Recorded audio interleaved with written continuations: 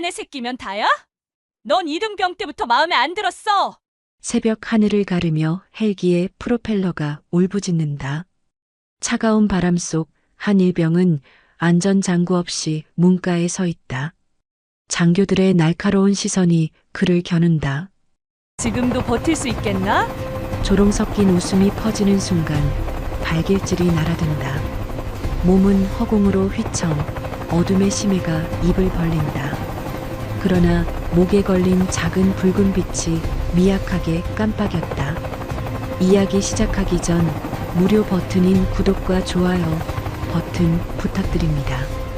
알림 설정도 해두시면 새 영상이 올라올 때마다 제일 먼저 시청하실 수 있습니다. 여러분은 지금 무엇을 하며 어디 지역에서 듣고 있나요? 산책을 하시면서, 출퇴근을 하시면서 지역 이름이나 장소를 댓글로 남겨주시면 감사한 마음으로 반갑게 인사드리겠습니다. 감사합니다. 지금 시작합니다. 새벽의 차가운 공기가 특전사 헬기 부대를 감싸고 있었다. 활주로 너머로 희미하게 떠오르는 태양이 경납고의 거대한 그림자를 만들어냈다. 한지훈 일병은 목에 걸린 작은 SOS 목걸이를 무의식적으로 만지작거리며 브리핑실로 향했다. 그 목걸이는 어머니가 직접 걸어준 것이었다. 물론 지훈은 그 어머니가 한선영 중장이라는 사실을 부대 내 누구에게도 말하지 않았다. 군대에서 줄서기와 라인이 얼마나 중요한지, 그리고 그 반대편에 서면 어떤 일이 벌어지는지 그는 이미 충분히 경험했으니까. 브리핑실 문을 열자 익숙한 풍경이 펼쳐졌다.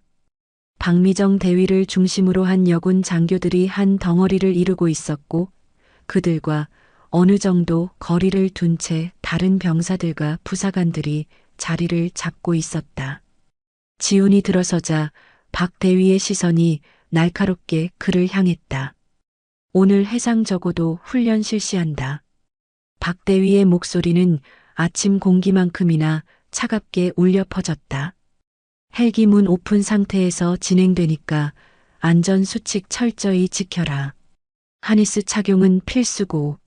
하지만 그녀의 눈빛은 안전보다는 다른 무언가를 말하고 있었다. 지훈은 그 시선의 의미를 너무도 잘 알고 있었다. 이등병 시절부터 시작된 그 차가운 시선 말이다. 지훈의 기억은 2년 전으로 거슬러 올라갔다. 그때 그는 갓 입대한 새내기 이등병이었다. 박 대위는 당시 중이었고 지훈이 저지른 사소한 실수 하나를 계기로 모든 것이 시작되었다. 그날은 부대 내 청소 검열이 있는 날이었다. 지훈은 규정에 따라 모든 구역을 꼼꼼히 청소했다고 생각했다.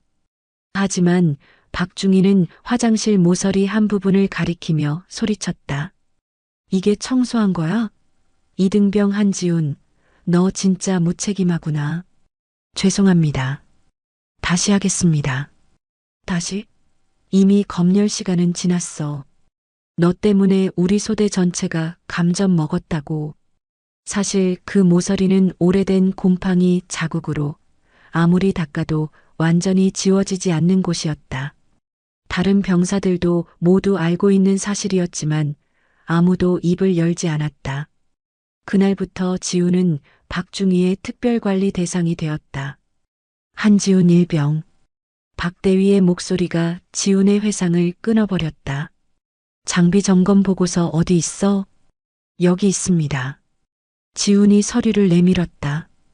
박 대위는 서류를 대충 훑어보더니 최유라 중위에게 건넸다. 확인해봐. 이런 애들은 항상 뭔가 빠뜨리거든. 최 중위가 서류를 꼼꼼히 살펴보았지만 흠잡을 곳은 없었다. 오히려 다른 병사들보다 더 자세하고 정확하게 작성되어 있었다. 하지만 그녀는 실망한 표정으로 서류를 내려놓았다. 대위님, 일단은 문제없어 보입니다. 일단은? 박 대위의 목소리에 불쾌함이 묻어났다. 뭔가 석연치 않다는 거네. 김태호 소위가 끼어들었다. 대위님, 서류상으로는 문제 없어도 실제 점검을 해봐야 알죠. 한지훈 일병 같은 경우는 더욱더. 지훈의 가슴 속에서 뜨거운 무언가가 치밀어 올랐다. 하지만 그는 꾹 참았다. 계급의 벽 앞에서 그가 할 수 있는 것은 침묵뿐이었다. 브리핑이 끝나고 병사들이 흩어지기 시작했다. 지훈이 문을 나서려는 순간 박 대위의 목소리가 그를 붙잡았다. 한지훈, 잠깐. 지훈이 돌아섰다. 브리핑실에는 박 대위와 그녀의 라인만 남아 있었다. 너 요즘 기분이 좋아 보이더라. 박 대위가 천천히 그에게 다가왔다. 뭔가 든든한 뒷배라도 생겼나? 그런 거 없습니다. 없어? 그럼 왜 이렇게 당당해? 이등병 때 그 고분고분하던 모습은 어디 갔지? 이준석 소위가 비웃듯 말했다. 대위님, 일병 달고 나니까 기가 센 것 같은데요. 혹시 저녁 날짜 계산하면서 느슨해진 거 아닙니까? 아닙니다. 그런 거 아닙니다. 지훈의 목소리가 약간 떨렸다. 박 대위가 그의 앞까지 다가와 서였다.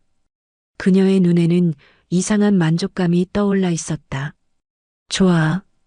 오늘 훈련에서 내가 얼마나 당당한지 확인해 보자. 최중희, 한지훈 일병 헬기 배치는 세 번째 헬기 후방 좌석입니다. 받고 첫 번째 헬기 문 바로 옆자리로. 지훈의 심장이 빠르게 뛰기 시작했다. 문 바로 옆자리는 가장 위험한 위치였다. 특히 해상 적어도 훈련에서는 더욱 그랬다. 대위님, 그 자리는. 지훈이 말을 시작했지만 박 대위가 손을 들어 제지했다. 뭐? 무서워? 특전사가 이런 걸로 무서워해? 방현우 소위가 낄낄거리며 웃었다. 아, 혹시 멀미 나는 거 아니에요? 배 타고 나가는 것도 아니고 헬기 안에서 멀미라니. 그런 거 아닙니다. 지훈이 간신히 목소리를 냈다. 그럼 뭐가 문제야? 박 대위의 목소리가 점점 날카로워졌다. 혹시 안전수칙 타령할 거야? 하니스 어쩌고 저쩌고. 브리핑실 안에 무거운 침묵이 흘렀다.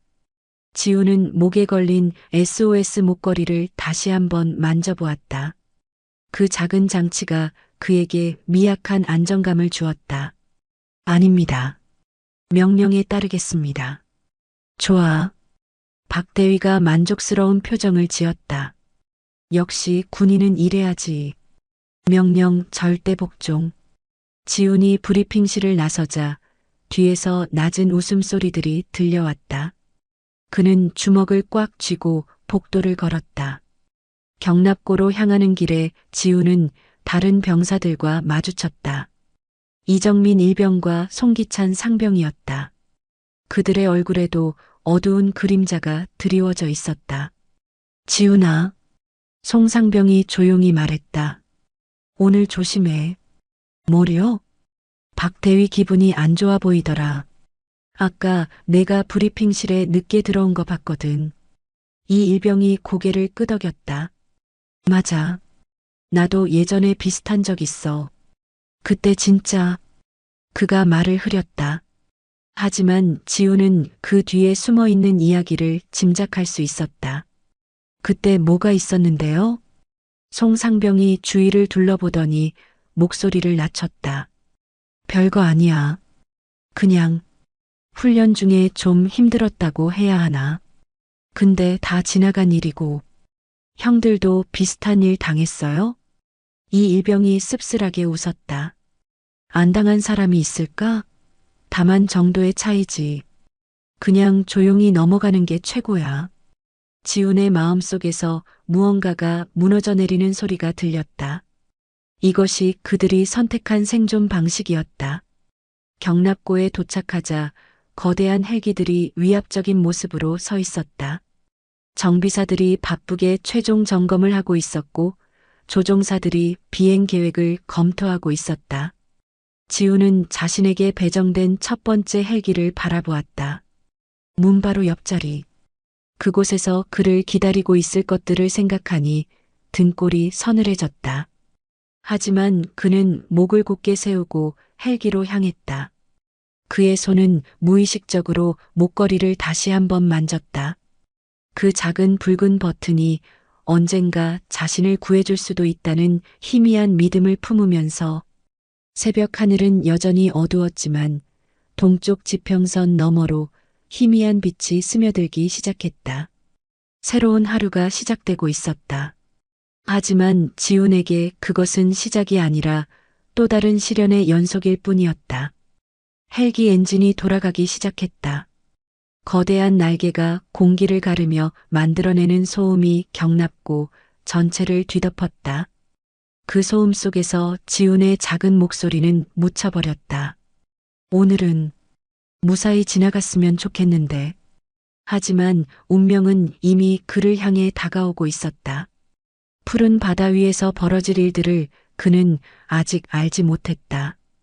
오전 6시 부대 식당은 훈련을 앞둔 긴장감으로 가득했다. 병사들과 부사관들이 아침 식사를 위해 줄을 서고 있었지만 그 줄에는 보이지 않는 계급의 선이 그어져 있었다. 박미정 대위와 그녀의 라인은 별도의 장교 식당을 이용했지만 오늘은 달랐다. 그들이 일반 식당에 나타났을 때 병사들 사이로 미묘한 긴장이 흘렀다. 오늘 왜 여기서 드시는 거지? 송기찬 상병이 이정민 일병에게 속삭였다. 글쎄, 좋은 일은 아닐 거야.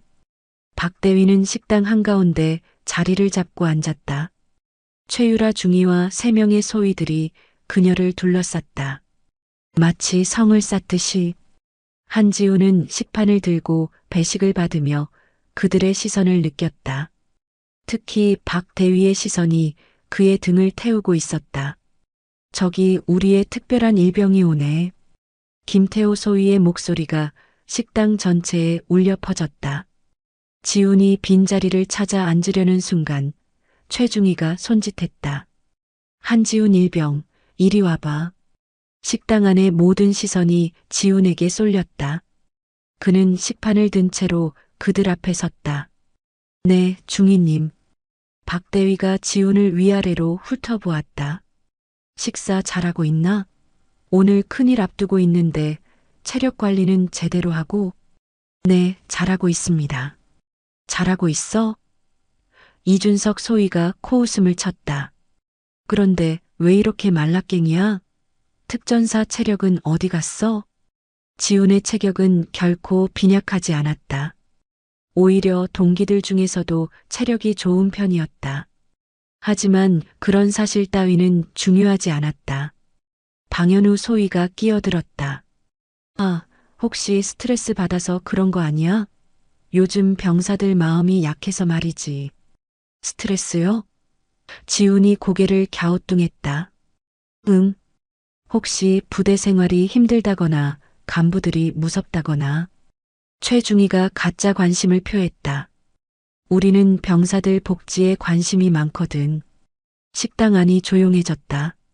다른 병사들은 모두 자신의 식판에만 시선을 고정했다. 마치 보지도 듣지도 않는 것처럼. 힘들지 않습니다.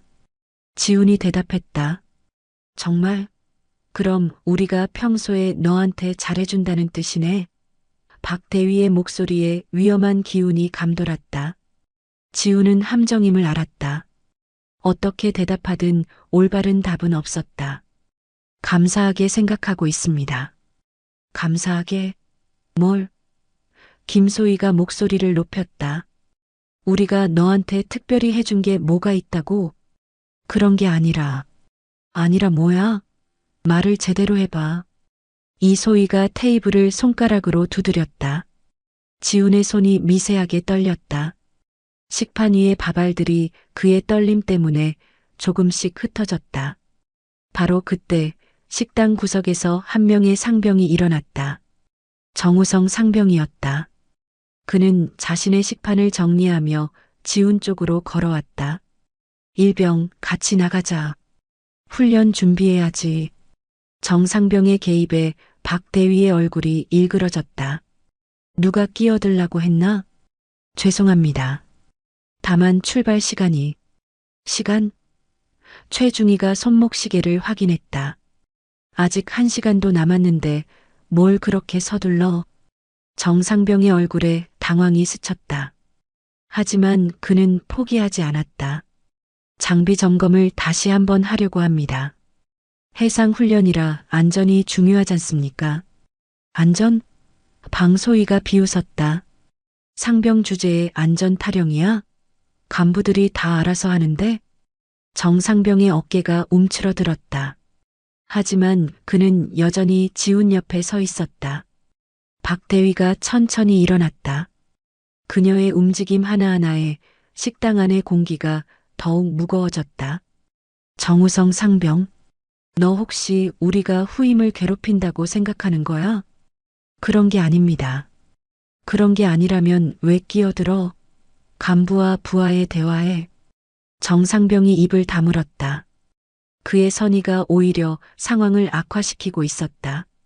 지훈이 작은 목소리로 말했다. 상병님 괜찮습니다.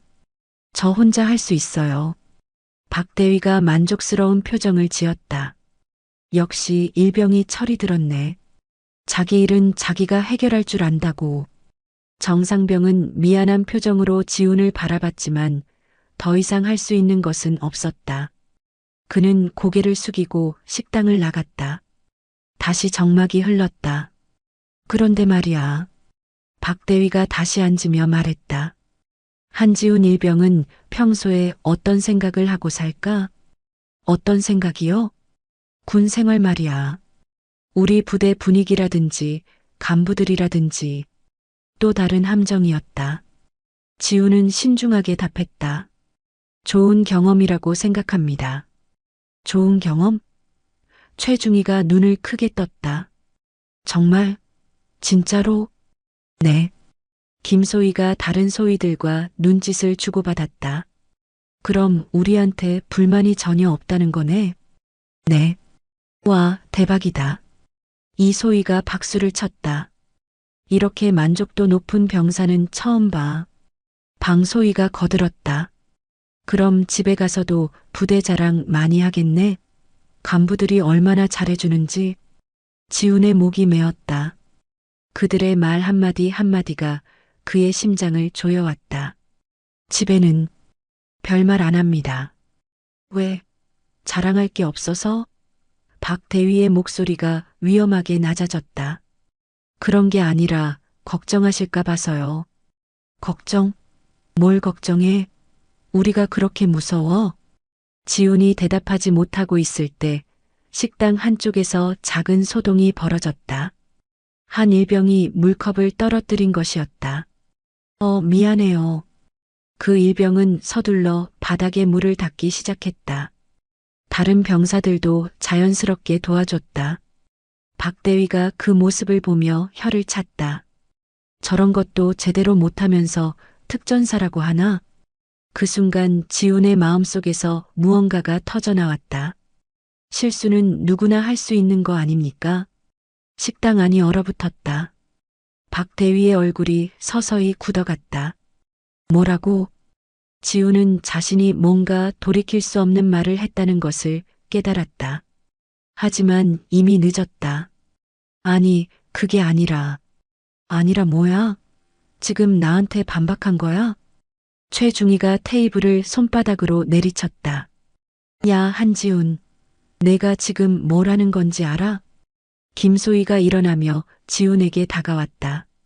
이등병 때부터 계속 봐줬더니 이제 날개 달린 줄 아나? 지훈의 얼굴이 창백해졌다. 주변의 병사들은 모두 고개를 숙인 채 자신의 일에만 집중하는 척했다. 죄송합니다. 지훈이 간신히 말했다. 죄송하다고? 그걸로 끝이야? 이소희가 목소리를 높였다. 정말 죄송합니다. 제가 잘못 생각했습니다. 박대위가 천천히 지훈 앞으로 다가왔다. 그녀의 눈에는 이상한 흥분이 떠올라 있었다. 한지훈 일병, 너 혹시 우리가 만만하다고 생각하는 거야? 아닙니다. 그럼 왜 이런 식으로 나와? 간부 앞에서? 지훈이 대답하지 못하고 있을 때 식당 입구로 오상우 소령이 들어왔다. 그의 등장에 분위기가 잠시 누그러졌다. 다들 훈련 준비는 잘 되어 가나? 오소령이 물었다. 박대위가 빠르게 표정을 바꿨다. 네, 소령님. 막 마무리하는 중이었습니다. 그래. 오늘 해상 훈련이니까 안전에 특히 신경 쓰고. 오소령의 시선이 지훈에게 머물렀다. 특히 병사들 안전 관리 철저히 하라고. 물론입니다. 오소령이 나가자 박대위의 얼굴이 다시 차갑게 변했다. 한지훈, 식사 끝났으면 나가라. 네. 지훈이 식판을 들고 일어서려는데 최중희가 말했다. 아, 그리고 오늘 훈련에서 우리가 너한테 뭘 가르쳐 줄지 기대해도 좋아. 지훈의 손이 다시 떨렸다. 그는 식판을 정리대에 놓고 식당을 나왔다. 복도에서 정우성 상병이 기다리고 있었다. 지훈아, 괜찮아? 지훈이 고개를 끄덕였지만 그의 얼굴은 창백했다. 아까 나한테 고마웠어. 정상병이 말했다. 근데 앞으로는 더 조심해야 할 것 같아. 네, 알겠습니다. 정상병이 주위를 살피더니 목소리를 낮췄다. 사실은 나도 비슷한 일 있었어. 작년에. 지훈이 상병을 바라봤다. 뭐가 있었는데요? 별거 아니야. 그냥 박 대위님이 마음에 안 들어 하시는 것 같더라고. 그때 나는 부사관이었는데도. 어떻게 됐어요? 정상병이 씁쓸하게 웃었다. 어떻게 되긴. 그냥 참았지.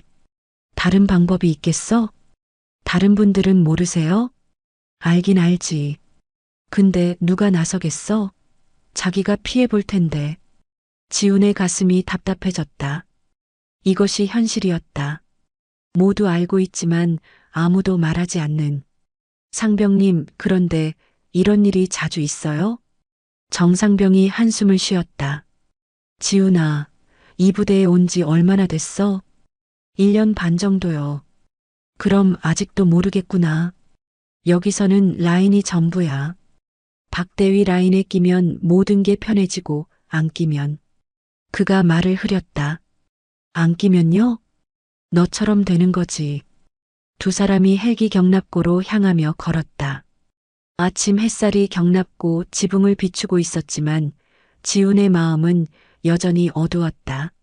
상병님, 그런데 왜 아무도 위에 보고하지 않아요?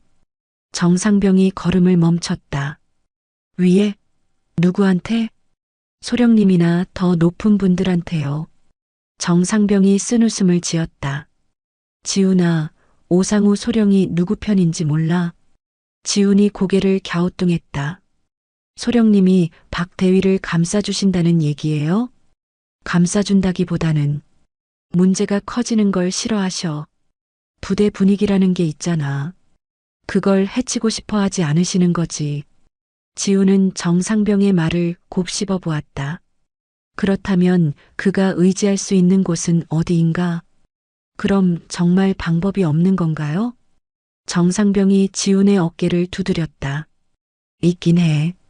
전역하면 돼. 경납고에 도착했을 때 이미 많은 병사들이 모여 있었다.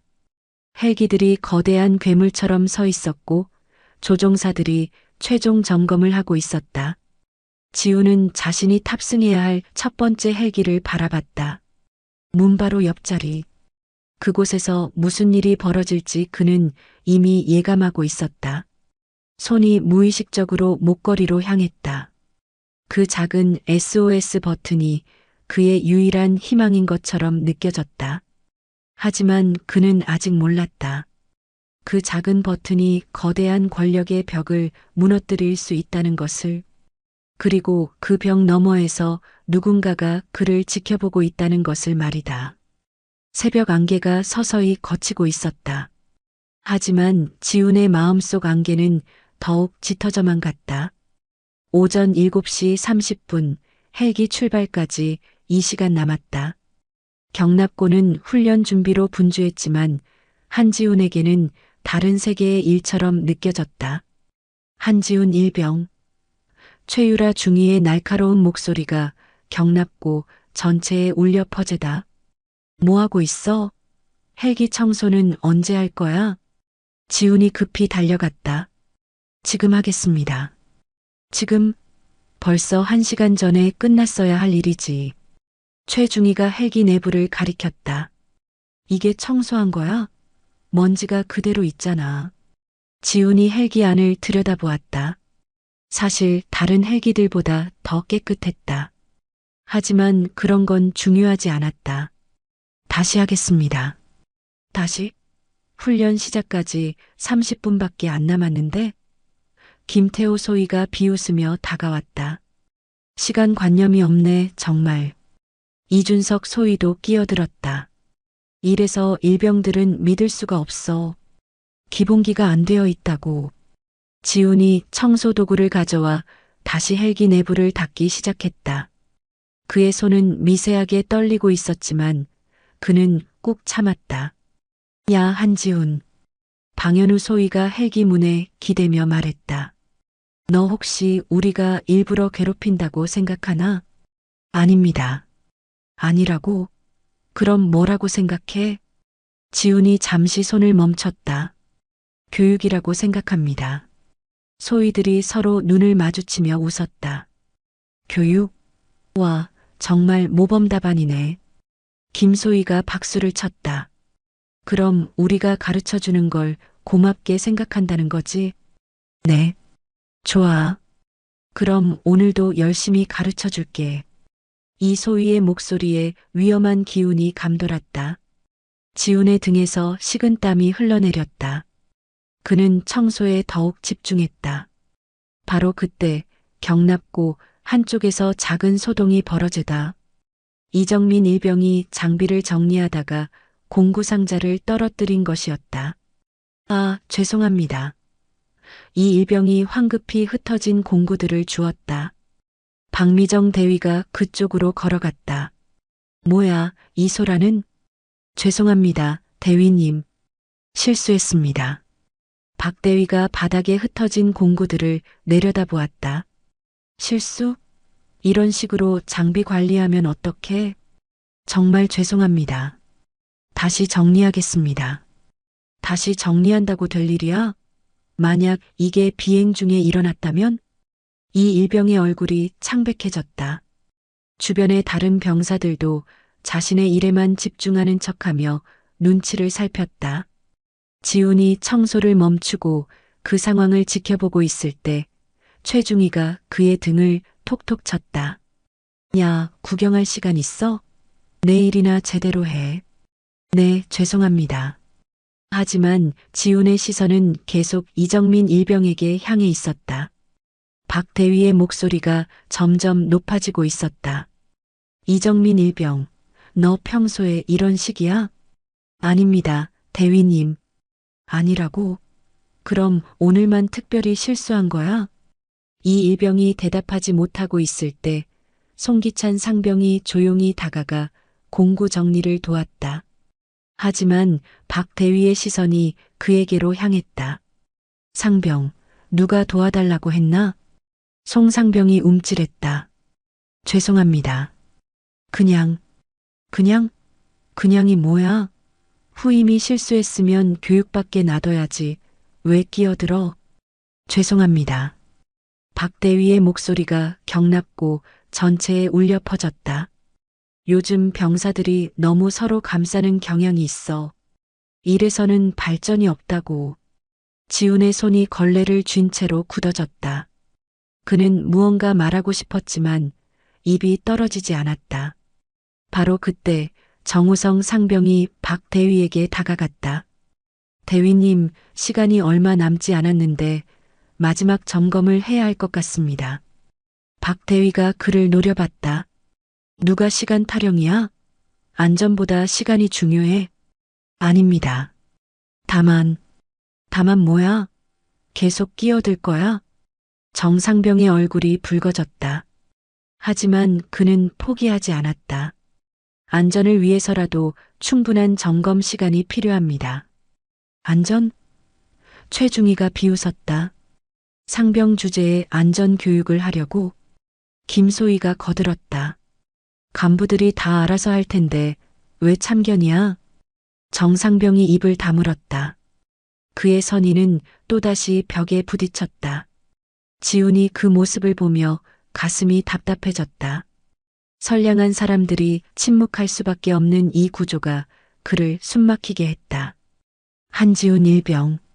박대위의 목소리가 그를 현실로 끌어당겼다. 청소 다 끝났어? 아, 네. 거의 다 끝났습니다. 거의가 뭐야? 끝났나 안 끝났나? 끝났습니다. 박대위가 헬기 안을 천천히 둘러보았다. 흠잡을 곳을 찾는 듯한 눈빛이었다. 여기 봐. 그녀가 좌석 모서리를 가리켰다. 이게 뭐야?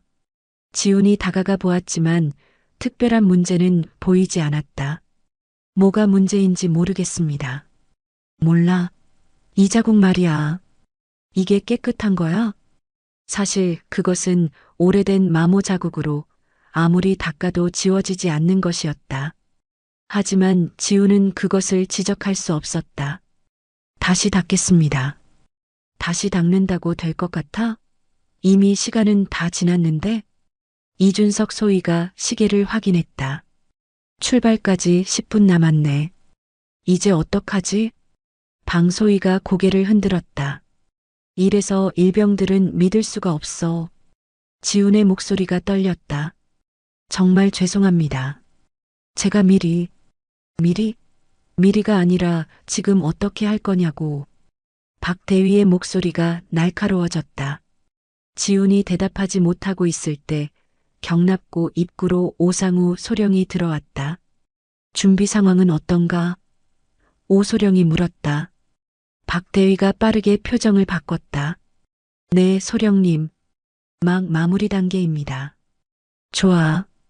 오늘 날씨가 좋으니까 훈련 효과가 클 것 같네. 오소령의 시선이 지훈에게 머물렀다. 병사들 컨디션은 괜찮나? 네, 모두 최상의 상태입니다. 오소령이 헬기들을 둘러보며 만족스러운 표정을 지었다. 특히 안전관리 철저히 하고, 물론입니다. 안전이 최우선입니다. 오소령이 나간 후 박대위의 얼굴이 다시 차갑게 변했다. 한지훈, 이제 정말 시간 없다. 어떻게 할 거야? 지훈이 입술을 깨물었다. 최선을 다하겠습니다. 최선이 이 결과야? 최중희가 끼어들었다. 대위님, 이미 늦었으니까 일단 출발하고 나중에 따로 교육시키죠. 따로 교육? 김소희가 눈을 빛냈다. 좋은 생각이네. 이소희가 지훈에게 다가왔다. 일병, 오늘 훈련 끝나고 특별 교육 받을 준비해도. 지훈의 심장이 빠르게 뛰기 시작했다. 특별 교육이 무엇을 의미하는지 그는 알고 있었다. 네, 알겠습니다. 방소희가 비웃으며 말했다. 정말 순진하네. 어떤 교육인지도 모르면서. 바로 그때 조종사가 다가왔다. 출발 준비 완료했습니다. 박대위가 고개를 끄덕였다. 좋아. 모두 탑승해. 병사들이 하나둘씩 헬기에 오르기 시작했다. 지훈도 자신의 자리인 첫 번째 헬기 문 옆 좌석으로 향했다. 탑승하면서 그는 주변을 둘러봤다. 박대위와 그녀의 라인들이 그의 주위를 에워쌌다. 마치 사냥감을 포위한 사냥꾼들처럼. 헬기 엔진이 돌아가기 시작했다. 거대한 로터 블레이드가 공기를 가르며 만들어내는 소음이 경납고를 가득 메웠다. 지훈은 안전벨트를 매면서 목에 걸린 SOS 목걸이를 만져봤다. 그 작은 장치가 그의 유일한 희망인 것처럼 느껴졌다. 하지만 그는 아직 몰랐다. 지금 이 순간에도 특전사령부 지휘통제실에서는 모든 훈련을 실시간으로 모니터링하고 있다는 것을, 그리고 그 모든 것을 지켜보는 눈이 있다는 것을 말이다. 첫 번째 헬기가 천천히 이륙하기 시작했다. 지상이 점점 멀어져 갔다. 하지만 지훈에게는 진짜 위험이 이제 시작되는 것처럼 느껴졌다. 박대위가 그를 바라보며 차가운 미소를 지었다. 그 미소 속에는 오늘 무슨 일이 벌어질지에 대한 암시가 담겨 있었다. 바다가 점점 가까워졌다. 푸른 파도가 아름답게 출렁이고 있었지만 지훈에게는 위협적으로만 보였다. 헬기 안의 공기가 무거워졌다.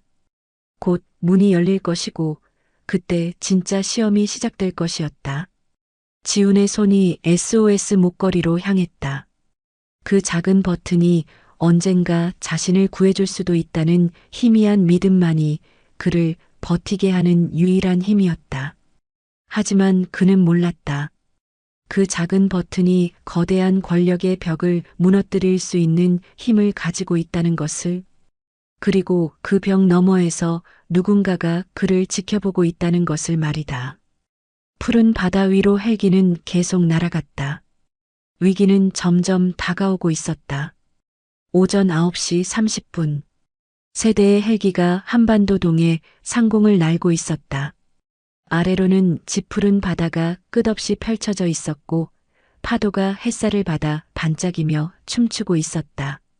하지만 첫 번째 헬기 안의 분위기는 그 아름다운 풍경과는 정반대였다. 한지우는 문바로 옆 좌석에 몸을 웅크리고 앉아 있었다. 안전벨트를 단단히 매고 있었지만 그의 손은 계속해서 떨리고 있었다. 목에 걸린 SOS 목걸이가 헬기의 진동에 맞춰 미세하게 흔들렸다. 박미정 대위는 그의 정면에 앉아 있었다. 그녀의 눈빛에는 이상한 흥분이 떠올라 있었다.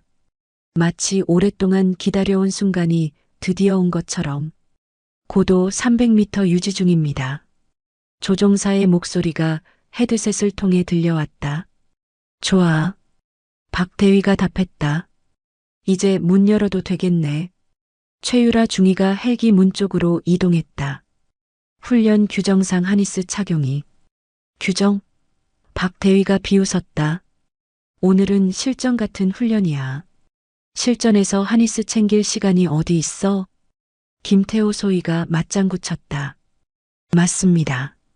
특전사라면 이 정도는 기본이죠. 이준석 소위도 끼어들었다.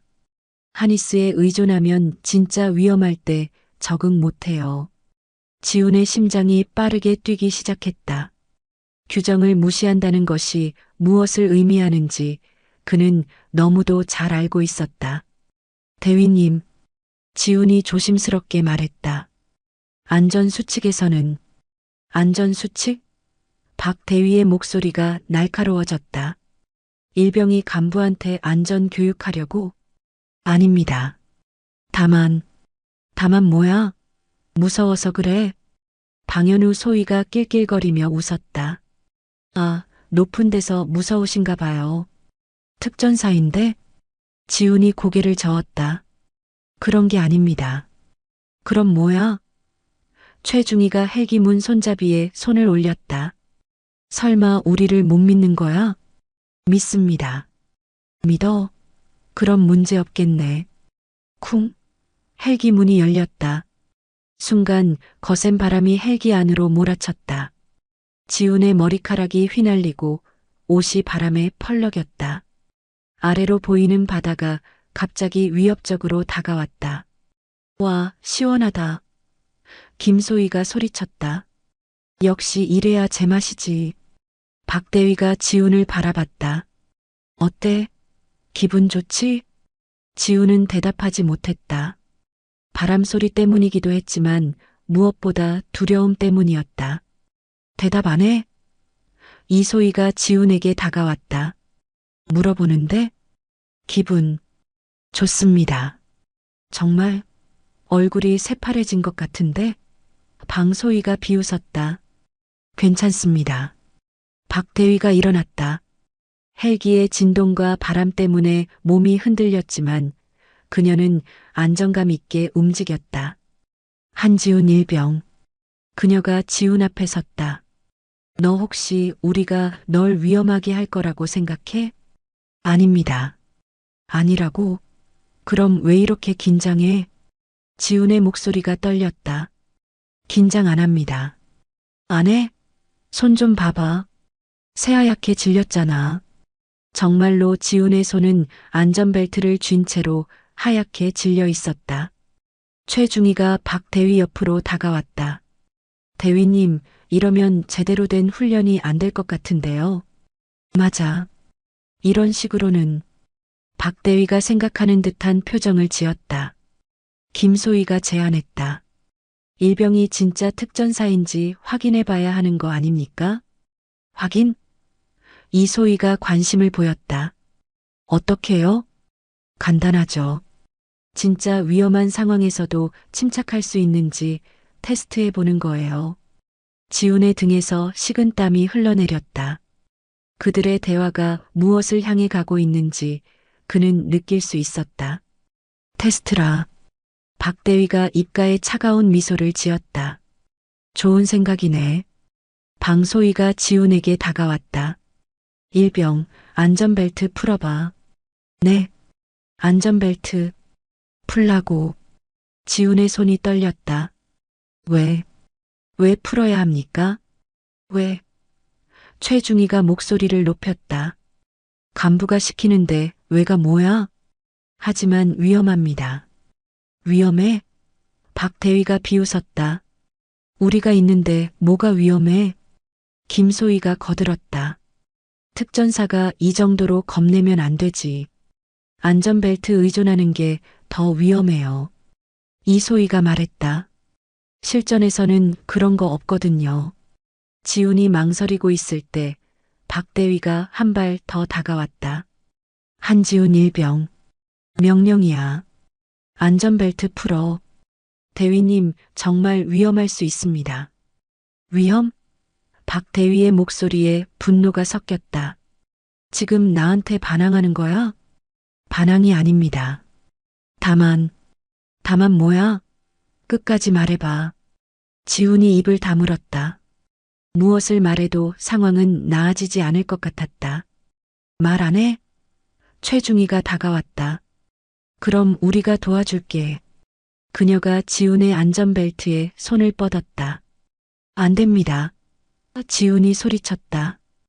헬기 안이 잠시 조용해졌다. 오직 엔진 소리와 바람 소리만이 들렸다. 박대위의 얼굴이 차갑게 굳어졌다. 뭐라고? 죄송합니다. 하지만 정말 위험합니다. 위험하다고? 누가 위험하다고 판단해? 너야 나야? 규정에서. 규정? 김소희가 웃었다. 또 규정 타령이야? 이소희가 끼어들었다. 일병 주제에 간부한테 규정 가르치려고. 방소희도 거들었다. 이거 완전 문제아네. 박대위가 지훈 바로 앞까지 다가왔다. 그녀의 눈에는 위험한 광기가 떠올라 있었다. 한지훈 일병. 마지막으로 묻는다. 안전벨트 풀 거야, 안 풀 거야? 지훈의 목소리가 간신히 나왔다. 풀겠습니다. 그래, 진작에 그렇게 할 것이지. 지훈이 떨리는 손으로 안전벨트를 풀었다. 순간 그의 몸이 헬기의 진동과 함께 흔들렸다. 좋아. 박대위가 만족스러운 표정을 지었다. 이제 일어나 봐. 일어나요? 응. 서보라고. 지훈이 조심스럽게 일어났다. 헬기의 흔들림 때문에 몸이 휘청거렸다. 오, 잘하네. 최중희가 박수를 쳤다. 역시 특전사다. 하지만 그들의 시선에는 다른 무언가가 담겨 있었다. 이제 문 쪽으로 가봐. 김소희가 말했다. 문 쪽으로요? 왜? 무서워? 이소희가 비웃었다. 지훈이 천천히 문 쪽으로 이동했다. 열린 문 너머로 푸른 바다가 아찔하게 펼쳐져 있었다. 더 가까이. 방소희가 재촉했다. 이 정도로는 안 돼. 더. 지훈이 또 한 걸음 다가갔다. 이제 문턱에서 한 발자국 정도 떨어진 곳이었다. 박대위가 그의 뒤로 다가왔다. 어때? 무서워? 조금. 솔직하네. 그녀가 웃었다. 그럼 이제 진짜 테스트를 해볼까? 진짜 테스트요? 응. 지금까지는 준비 운동이었어. 최중희가 지훈의 옆으로 왔다. 일병, 혹시 수영할 줄 알아? 네, 할 줄 압니다. 잘했네. 그럼 문제 없겠다. 김소희가 지훈의 다른 쪽으로 다가왔다. 특전사는 어떤 상황에서도 침착해야 해. 네, 알고 있습니다. 이소희도 가까이 왔다. 그럼 진짜 위험한 상황에서도 침착할 수 있겠네? 지훈이 주위를 둘러봤다. 5명의 간부들이 그를 둘러싸고 있었다. 그리고 바로 옆에는 열린 문이 있었다. 대위님, 지훈이 간신히 말했다. 이제 자리로 돌아가도. 돌아가? 벌써? 박 대위가 고개를 저었다. 아직 시작도 안 했는데? 시작이요? 응. 진짜 교육 말이야. 그 순간 방소희가 지훈의 어깨를 밀었다. 어라, 미안. 그가 가짜로 놀란 표정을 지었다. 실수했네. 지훈이 휘청거렸다. 문 쪽으로 한 걸음 더 밀려났다. 조심해야지. 최중희가 비웃으며 말했다. 여기서 떨어지면 큰일 나는데. 김소희가 거들었다. 수영할 줄 안다고 했으니까 괜찮겠지만. 이소희도 웃었다. 300m 높이에서 다이빙이라. 꽤 스릴 있겠네. 지훈의 얼굴이 창백해졌다. 농담이시죠? 농담? 박 대위가 진지한 표정을 지었다. 누가 농담한다고 했어? 하지만 뭐야? 설마 진짜 무서운 거야? 지훈이 대답하지 못하고 있을 때 또 다른 밀림이 왔다. 이번에는 김소희였다. 어머, 또 실수네. 그가 어깨를 으쓱했다. 지훈이 더욱 문 쪽으로 밀려났다. 이제 문턱에서 반걸음 정도밖에 떨어지지 않았다. 정말 조심해야겠다. 최중희가 말했다. 자꾸 실수하면. 그때 이소희가 지훈의 등을 톡 쳤다. 특전사 정신력 보여줘봐. 지훈이 또 휘청거렸다. 그만하십시오. 지훈이 소리쳤다. 그만? 박 대위의 목소리가 차갑게 변했다. 뭘 그만하라고? 위험합니다. 정말 위험해요. 위험하다고? 우리가 위험하게 할 것 같아? 아니, 그게 아니라. 바로 그때였다. 박 대위가 지훈에게 다가가 그의 가슴을 두 손으로 세게 밀었다. 이런 걸로 위험하다고 하는 거야? 지훈의 몸이 뒤로 밀려났다. 문턱이 바로 뒤에 있었다. 안 됩니다. 그가 필사적으로 소리쳤다. 하지만 박 대위는 멈추지 않았다. 오히려 그녀의 눈에는 더욱 위험한 빛이 떠올랐다. 특전사 정신이 이 정도야? 그녀가 다시 한번 밀었다. 지훈의 발이 헬기 문턱을 넘어섰다. 뒤에는 아무것도 없었다. 오직 300m 아래에 푸른 바다만이 있을 뿐이었다. 살려주세요. 지훈이 절규했다.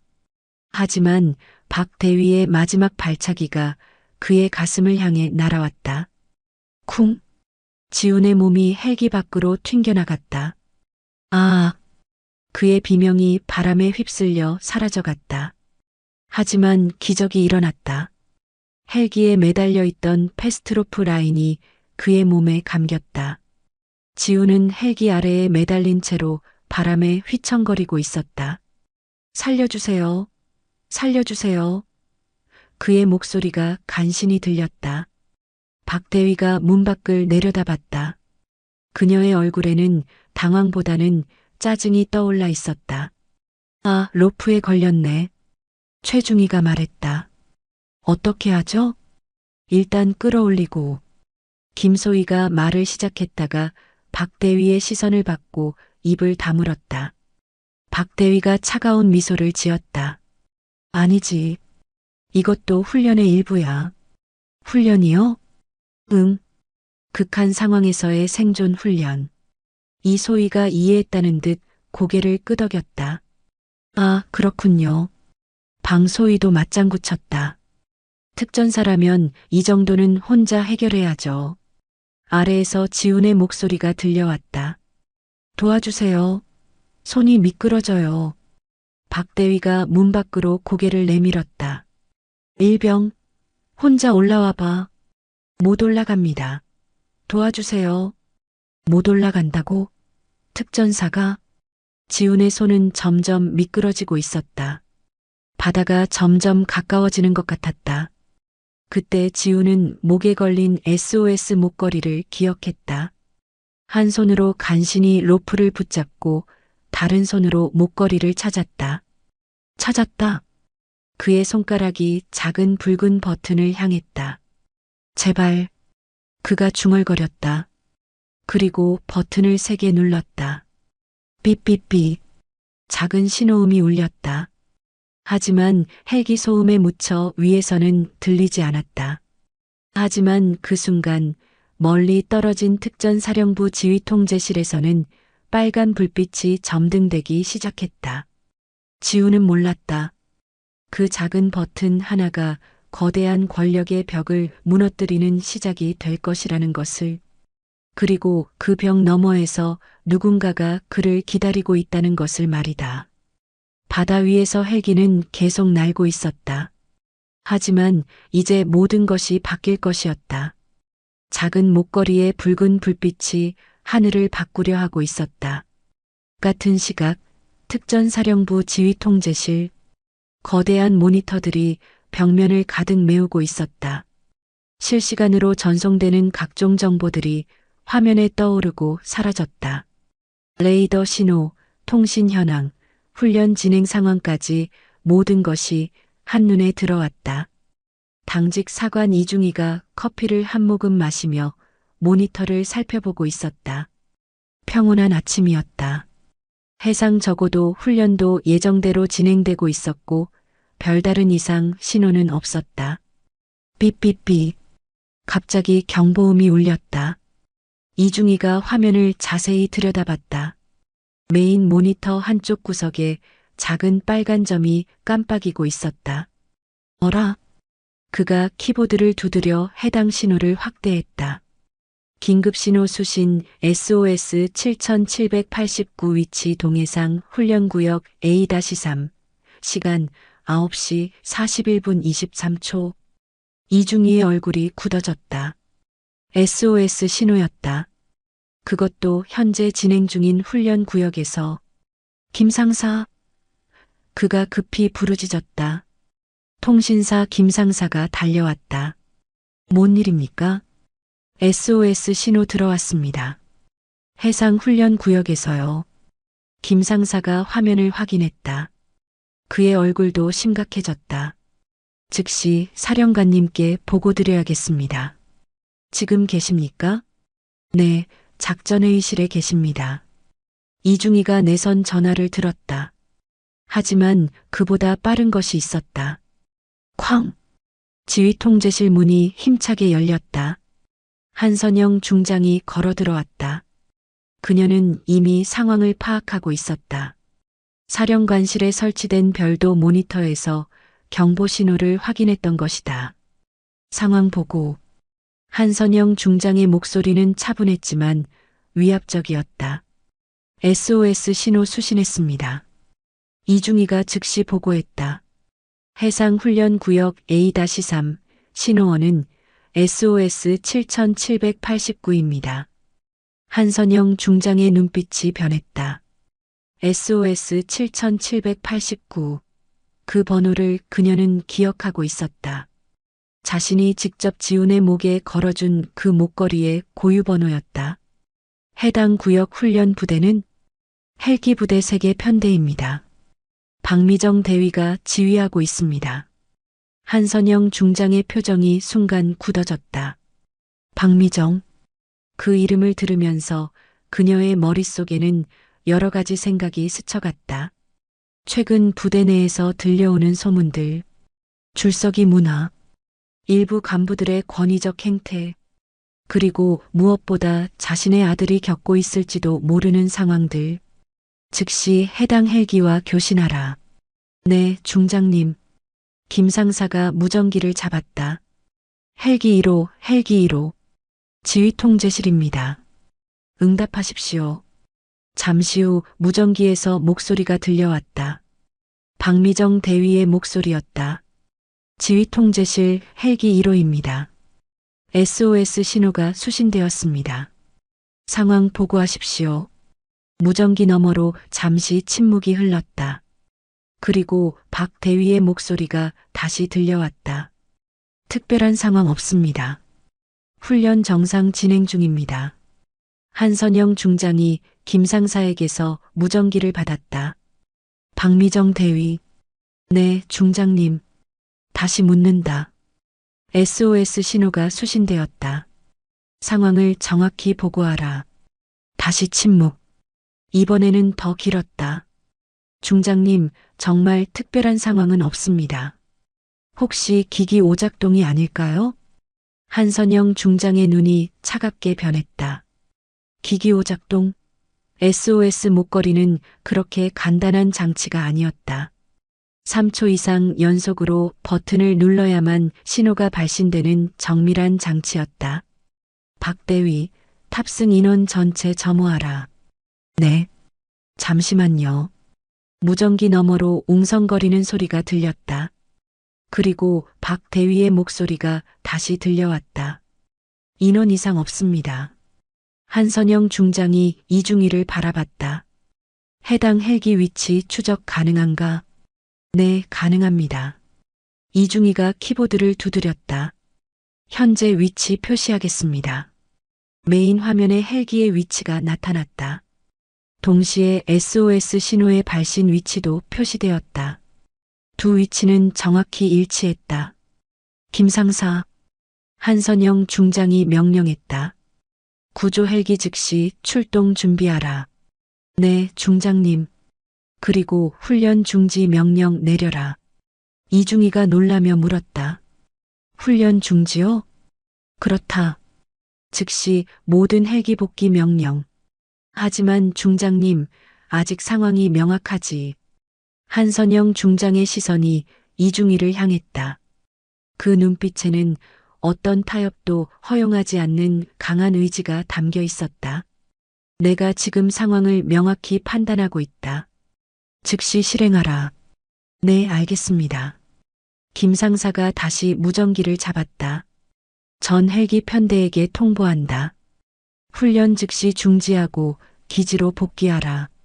반복한다. 훈련 즉시 중지, 기지 복귀.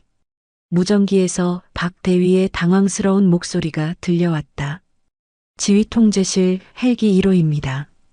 훈련 중지 사유를 알 수 있습니까? 한선영 중장이 직접 무전기를 잡았다. 박미정 대위. 지금부터 나 한선영 중장이 직접 상황을 통제한다. 무전기 너머가 조용해졌다. 모든 헬기는 즉시 기지로 복귀하라. 이는 명령이다. 네. 네, 중장님.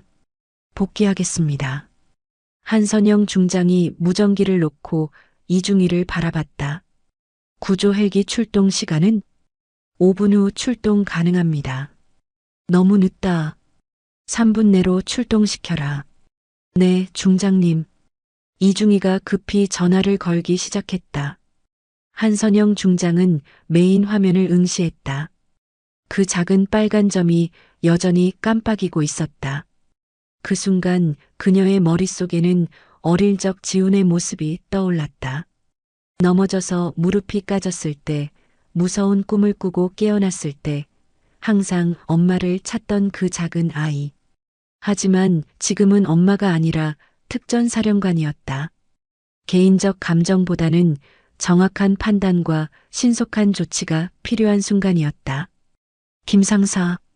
그녀가 다시 명령했다. 헌병대에 연락해라. 해당 헬기 착륙 즉시 현장 보존 조치하라. 현장 보존이요? 그렇다. 그리고 블랙박스, 무전 기록, 헬멧캠 영상 모두 확보하라. 김 상사의 얼굴이 굳어지다. 현장 보존이라는 것은 사건 사고를 전제로 한 조치였다. 혹시 사고가 있었다고 보시는 겁니까? 한선영 중장이 그를 바라봤다. SOS 신호가 발신되었다. 그것만으로도 충분한 사유다. 바로 그때 지휘통제실 문이 열리며 오상우 소령이 들어왔다. 중장님 무슨 일입니까? 갑자기 훈련 중지 명령이. 한선영 중장이 그를 바라봤다. SOS 신호 수신으로 인한 긴급 조치다. SOS 신호요? 오소령의 얼굴에 당황이 스쳤다. 하지만 현장에서는 특별한 상황이 없다고. 소령? 한선영 중장의 목소리가 차갑게 변했다. 지금 내가 직접 상황을 통제하고 있다. 더 이상의 의견은 필요 없다. 오소령이 입을 다물었다. 하지만 그의 눈에는 복잡한 감정이 떠올라 있었다. 구조 헬기 출동했습니다. 이중희가 보고했다. 좋다. 실시간 상황 보고하라. 메인 화면에 구조 헬기의 위치가 새로 표시되었다. 훈련 헬기들을 향해 빠르게 이동하고 있었다. 예상 도착 시간은 7분 후입니다. 한선영 중장이 고개를 끄덕였다. 하지만 그녀의 마음은 편하지 않았다. 무언가 잘못되었다는 직감이 그녀를 괴롭혔다. 그때 무전기에서 목소리가 들려왔다. 구조 헬기 조종사의 목소리였다. 지휘통제실 구조 1호입니다. 훈련 헬기들 시야에 포착했습니다. 상황 보고하라. 헬기들이 기지 방향으로 이동 중입니다. 하지만 한 명이 첫 번째 헬기 아래 로프에 매달려 있습니다. 지휘통제실이 순간 조용해졌다. 한선영 중장의 얼굴이 창백해졌다. 즉시 구조하라. 네, 중장님. 구조 작업 시작합니다. 오소령이 당황하며 말했다. 어떻게 이런 일이? 한선영 중장이 그를 차갑게 바라봤다. 소령, 지금 즉시 해당 부대 관련자들 소집하라. 네. 박미정 대위 라인 전체, 그리고 관련된 모든 인원 즉시 소집. 하지만 아직 상황이. 소령? 한선영 중장의 목소리에 경고가 담겼다. 내 명령에 의문을 제기하는 건가? 아닙니다. 즉시 조치하겠습니다. 오소령이 급히 나가자 한선영 중장은 다시 화면을 바라봤다. 구조 헬기가 훈련 헬기에 접근하고 있었다. 그리고 그 아래로는 작은 점 하나가 바람에 흔들리고 있었다. 그 작은 점이 자신의 아들이라는 것을 그녀는 확신했다. 하지만 지금은 아들보다는 병사 한 명의 생명이 우선이었다. 구조 상황 실시간 중계하라. 네, 중장님. 화면에 구조 헬기의 카메라 영상이 나타났다. 로프에 매달린 지훈의 모습이 선명하게 보였다. 한선영 중장의 주먹이 꽉 쥐어졌다. 아들의 얼굴은 공포로 일그러져 있었고 손은 간신히 로프를 붙잡고 있었다. 빨리 구조하라. 그녀의 목소리가 떨렸다. 최대한 신속히 진행하겠습니다. 구조 요원이 로프를 타고 내려가기 시작했다. 그 모습을 지켜보는 한선영 중장의 마음은 찢어질 것 같았다. 하지만 그녀는 참았다. 지금은 감정보다는 정확한 지휘가 필요한 순간이었다. 구조 완료되는 즉시 병원 이송 준비하라. 네, 이미 준비되어 있습니다. 화면 속에서 구조 요원이 지훈에게 다가가고 있었다. 조금만 더 버텨주면 되었다. 그 순간 한선영 중장은 마음속으로 다짐했다. 이 일이 끝나면 반드시 진상을 밝혀내겠다고. 그리고 누구든 책임을 물어야 할 사람이 있다면 절대로 놓치지 않겠다고. 작은 SOS 목걸이 하나가 거대한 권력의 벽에 균열을 내기 시작했다. 이제 진짜 심판의 시간이 다가오고 있었다. 오전 10시 30분 특전사 헬기부대 활주로. 세 대의 헬기가 차례로 착륙했다. 첫 번째 헬기에서는 박미정 대위와 그녀의 라인들이 내렸고 구조 헬기에서는 의료진에게 둘러싸인 채로 지훈이 들것에 실려 나왔다. 활주로 주변은 이미 헌병들이 에워싸고 있었다. 평소라면 볼 수 없는 광경이었다. 헌병대장 김대령이 직접 현장을 지휘하고 있었고 수십 명의 헌병들이 삼엄한 경계를 서고 있었다. 박대위가 헬기에서 내리며 주위를 둘러봤다. 무언가 잘못되었다는 것을 직감했다. 김대령님, 그녀가 다가가며 인사했다. 무슨 일로 나오셨습니까? 김대령이 차가운 시선으로 그녀를 바라봤다. 박미정 대위, 지금부터 당신과 관련자들은 조사 대상입니다. 조사요? 박 대위의 얼굴이 굳어제다. 무슨 조사 말입니까? 해상 훈련 중 발생한 사고에 대한 조사입니다. 최유라 중위가 끼어들었다. 사고라니요? 무슨 사고가 있었다는 겁니까? 김대령이 들것에 실린 지훈을 가리켰다. 저 병사가 헬기에서 추락할 뻔한 것을 사고라고 하지 않겠습니까? 박 대위와 그녀의 라인들 얼굴이 창백해졌다. 그건 훈련 중 일어난 돌발 상황이었습니다. 김태호 소위가 급히 변명했다. 돌발 상황? 김대령의 목소리에 비웃음이 섞였다. 어떤 돌발 상황에서 병사가 헬기 밖으로 떨어집니까? 이준석 소위가 말을 더듬었다. 그게 바람이 강해서 실수로. 실수? 김대령이 한 발 다가섰다. 300m 상공에서 실수로 떨어질 수 있다고 생각합니까? 그때 활주로 반대편으로 검은 세단이 빠르게 다가왔다. 차에서 내린 사람은 오상우 소령이었다. 그의 얼굴에는 당황과 초조함이 뒤섞여 있었다. 김대령. 오소령이 급히 다가왔다. 이게 무슨 상황입니까? 소령님. 김대령이 경례했다. 중장님 명령에 따라 현장 보존 및 관련자 조사를 실시하고 있습니다. 오소령의 눈빛이 변했다. 현장 보존까지요? 너무 과도한 것 아닙니까? 과도하다고요? 훈련 중 일어난 작은 사고를 가지고 이렇게까지 할 필요가. 작은 사고? 김대령의 목소리가 날카로워졌다. 병사 한 명이 죽을 뻔했는데 작은 사고라고 하십니까? 오소령이 잠시 말을 멈췄다. 그리고 주위를 둘러본 후 김대령에게 가까이 다가갔다. 김대령, 잠깐 따로 이야기할 수 있겠습니까? 지금은 조사 진행 중입니다. 부대 분위기를 생각해서라도 이런 식으로 하면 소문이 날 텐데요. 김대령이 오소령을 차갑게 바라봤다. 소령님, 혹시 조사를 방해하려는 겁니까? 방해가 아니라 적절한 선에서.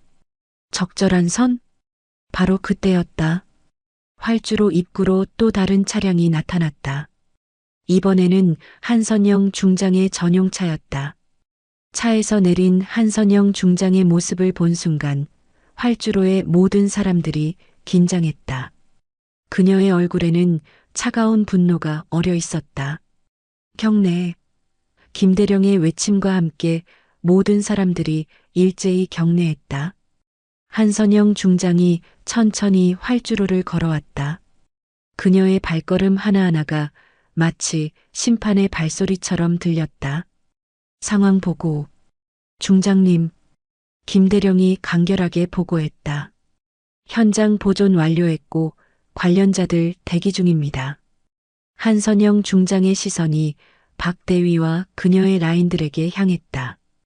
그들은 모두 고개를 숙인 채 서 있었다. 증거물 확보는?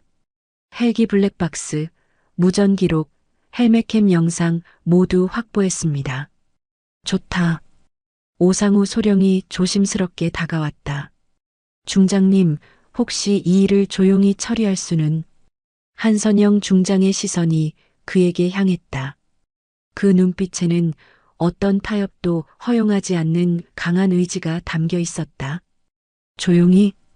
부대 명예를 위해서라도. 소령? 한선영 중장이 한 발 다가섰다. 지금 부대 명예를 말하는 건가? 그게 아니라. 그럼 뭐야? 은폐하자는 얘기인가? 오소령의 얼굴이 붉어졌다. 은폐가 아니라 적절한 수준에서 적절한 수준? 한선영 중장의 목소리가 차갑게 울려 퍼지다. 병사 한 명이 죽을 뻔했는데 적절한 수준이 뭔가? 활주로가 조용해졌다.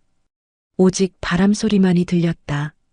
한선영 중장이 박대위 쪽으로 걸어갔다. 박대위는 여전히 고개를 숙인 채 서 있었다. 박미정 대위. 네, 중장님. 고개 들어. 박대위가 천천히 고개를 들었다. 그녀의 얼굴에는 두려움이 가득했다. 오늘 무슨 일이 있었나? 훈련 중. 예상치 못한 상황이. 예상치 못한 상황? 한선영 중장이 한 발 더 다가섰다. 구체적으로 말해봐. 박대위가 입술을 깨물었다. 바람이 강해서 병사가 균형을 잃고 균형을 잃었다고? 네. 한선영 중장이 김대령을 바라봤다. 블랙박스 영상 확인했나? 네, 중장님. 일부 확인했습니다. 어떤 내용인가? 김대령이 잠시 망설였다. 그리고 조심스럽게 말했다. 영상 내용이 상당히 심각합니다. 박대위의 얼굴이 더욱 창백해졌다. 한선영 중장이 다시 박대위를 바라봤다. 박대위 마지막으로 묻는다. 정말 바람 때문에 일어난 사고인가? 박대위가 대답하지 못하고 있을 때 최유라 중위가 끼어들었다. 중장님, 정말 사고였습니다. 우리가 일부러 그런 일을. 일부러? 한선영 중장의 눈빛이 번개처럼 번뜩였다. 누가 일부러라고 했나? 최중위가 당황했다. 아니, 그게 아니라 뭐야? 일부러 했다는 자백인가? 김태호 소위가 급히 나섰다. 중장님, 오해입니다. 우리는 절대로. 닥쳐. 한선영 중장의 한마디에 모든 사람이 입을 다물었다. 그녀가 천천히 그들을 둘러봤다. 박대위, 최중위, 그리고 3명의 소위들까지. 너희들이 뭘 했는지 나는 안다. 중장님, 블랙박스에 다 나와 있어. 헬멧캠에도 다 기록되어 있고. 박대위의 다리가 후들거렸다. 한선영 중장이 목소리를 높였다. 한지훈 일병을 헬기 문 앞에 세웠지? 안전벨트를 풀게 했지? 그리고 밀어서 떨어뜨렸지? 박대위가 무릎을 꿇었다. 중장님, 죄송합니다. 다른 간부들도 하나둘씩 무릎을 꿇기 시작했다. 한선영 중장이 그들을 내려다봤다. 그녀의 눈에는 차가운 분노가 타오르고 있었다. 왜 그랬나? 죄송합니다. 왜 그랬냐고 물어봤다. 박대위가 떨리는 목소리로 말했다. 그냥 교육 차원에서. 교육? 한선영 중장의 목소리에 분노가 실렸다. 300m 상공에서 사람을 밀어 떨어뜨리는 게 교육이야? 죄송합니다. 병사가 죽을 뻔했는데 교육이라고? 박대위가 대답하지 못했다. 한선영 중장이 오상우 소령을 바라봤다. 소령, 이것도 조용히 처리할 건가? 오소령이 아무 말도 하지 못했다. 한선영 중장이 김대령에게 명령했다. 김대령, 지금 즉시 이들을 체포하라. 네, 중장님. 헌병들이 일제히 움직였다. 수갑이 채워지는 소리가 활주로에 울려 퍼지다. 그리고 오상우 소령도. 네. 오소령이 깜짝 놀랐다. 저는 왜? 은폐 시도 및 조사 방해 혐의. 중장님, 그건. 소령, 당신은 부대장으로서 이런 일이 일어나는 걸 방치했고 사고 후에는 은폐하려 했어. 오소령의 얼굴이 창백해지다. 이것도 부대 명예를 위한 일인가? 오소령도 수갑이 채워졌다. 한선영 중장이 활주로 한가운데 섰다. 주변의 모든 병사들과 간부들이 그녀를 바라봤다. 모두 들어라. 그녀의 목소리가 활주로 전체에 울려 퍼졌다. 내 아들이라서 이렇게 하는 게 아니다. 모든 사람들이 충격에 빠졌다. 한지훈이 중장의 아들이라는 사실을 처음 알게 된 것이었다. 군복은 모두 누군가의 아들이다. 누군가의 자식이다. 그녀의 목소리에 감정이 실렸다. 내 놈들은 그것을 짓밟았다. 박대위가 울먹이며 말했다. 중장님, 정말 죄송합니다. 죄송하다고? 한선영 중장이 그녀를 내려다봤다. 병사가 죽을 뻔했는데 죄송하다고 끝나나? 다시는 이런 일이. 다시는? 한선영 중장의 목소리가 차갑게 변했다. 너희에게 다시는 기회는 없다. 그녀가 김대령을 바라봤다. 모든 관련자 군법회에 회부하라. 그리고 이 부대 전체 감사를 실시한다. 네, 중장님. 앞으로 이런 일이 다시 일어나면 부대 해체도 고려하겠다. 활주로가 다시 조용해졌다. 한선영 중장이 마지막으로 말했다. 군을 지키는 건 계급이 아니라 규정과 정의다. 그걸 잊은 자들은 군복을 입을 자격이 없다. 그녀가 돌아서서 걸어가기 시작했다. 중장님, 박대위가 절규했다. 기회를 한 번만 더. 한선영 중장이 걸음을 멈췄다. 하지만 돌아보지는 않았다. 기회는 한지훈 일병에게도 줬어야 했다. 그리고 그녀는 다시 걸어갔다. 활주로에는 체포된 간부들의 흐느낌만이 남았다. 거대한 권력의 벽이 마침내 무너져 내린 순간이었다. 작은 SOS 목걸이 하나가 불러온 변화였다. 하지만 그 변화는 이제 막 시작일 뿐이었다. 정의는 때로는 늦게 오지만 올 때는 확실하게 온다는 것을 모든 사람들이 목격한 순간이었다. 이틀 후 특전사령부 조사실. 차가운 형광등 불빛 아래 긴 테이블이 놓여 있었다. 한쪽에는 군검찰관과 수사관들이 앉아 있었고 반대편에는 증인석이 마련되어 있었다. 첫 번째 증인으로 불린 사람은 정우성 상병이었다. 그는 긴장한 얼굴로 증인석에 앉았다. 정우성 상병. 군검찰관 박중령이 부드러운 목소리로 말했다.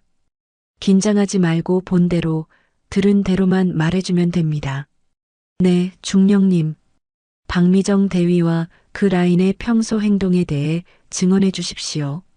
정상병이 잠시 망설였다.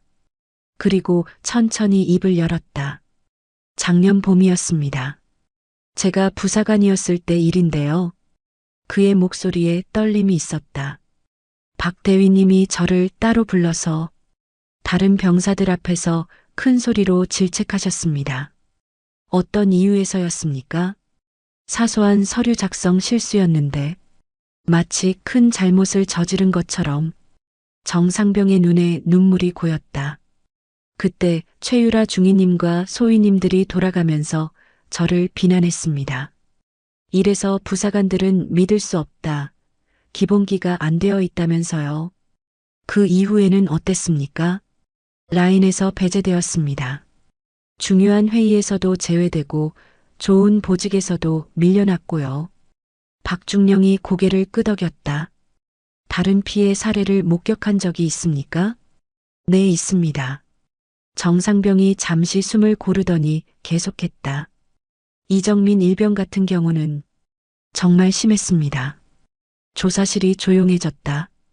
어떤 일이 있었는지 구체적으로 말씀해 주십시오. 한 달 전쯤이었습니다.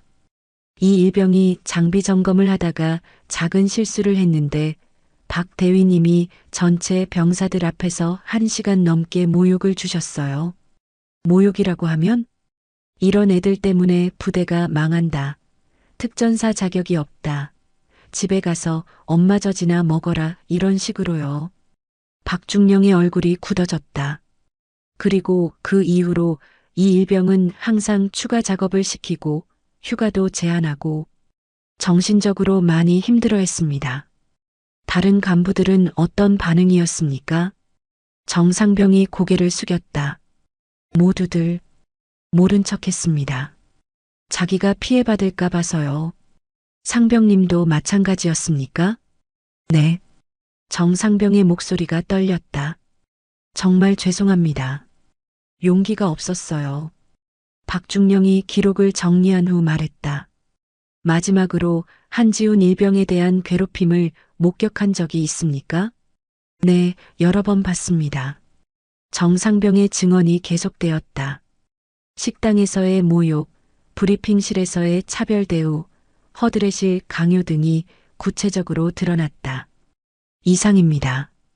박중령이 말했다. 수고하셨습니다. 정상병이 나간 후 두 번째 증인이 들어왔다. 송기찬 상병이었다. 송기찬 상병, 박미정 대위 라인의 평소 행동에 대해 증언해 주십시오. 송 상병이 깊게 숨을 쉬었다. 저도 피해를 당했습니다. 그의 목소리에는 오랫동안 억눌렀던 분노가 섞여 있었다. 작년 여름 부대 체육대회 준비를 할 때였습니다. 제가 실수로 박 대위님 의견과 다른 제안을 했는데 어떤 일이 있었습니까? 그날부터 저는 문제아가 되었습니다. 매일 새벽 3시부터 추가 훈련을 시켰고 주말에도 부대에 남아서 청소를 해야 했어요. 송 상병의 주먹이 떨렸다. 가장 힘들었던 건 다른 동료들이 저와 거리를 두기 시작한 거였어요. 저랑 친하게 지내면 자기들도 피해를 받을까 봐서요. 얼마나 오랫동안 그런 일이 계속되었습니까? 2달 정도. 제가 다른 부서로 옮겨갈 때까지 계속되었습니다. 박중령이 기록을 하며 물었다.